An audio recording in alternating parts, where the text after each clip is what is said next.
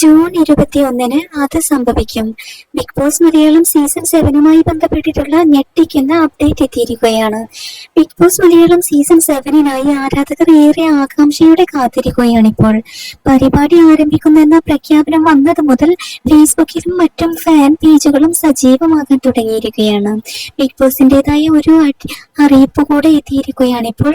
June 21-ന് wait and see എന്നാണ് പോസ്റ്റിട്ടുള്ളത്. ഇത് fan പേജുകളും ഷെയർ ചെയ്തിട്ടുണ്ട്.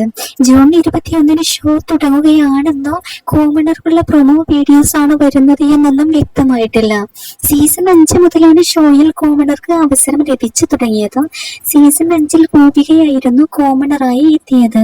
6-ൽ റസ്മിനും നിഷാനയും എത്തി.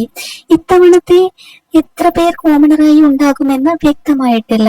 മലയാളികളുടെ പ്രിയ താരങ്ങളും പരിപാടിയിൽ പങ്കെടുത്തേക്കും. സീസൺ 7 പ്രഖ്യാപിച്ചതിന് പിന്നാലെ മത്സരാർത്ഥികളായി എത്തുന്നത് ആരൊക്കെയാകും എന്ന തരത്തിലുള്ള ചർച്ചകളും ആരംഭിച്ചു കഴിഞ്ഞു.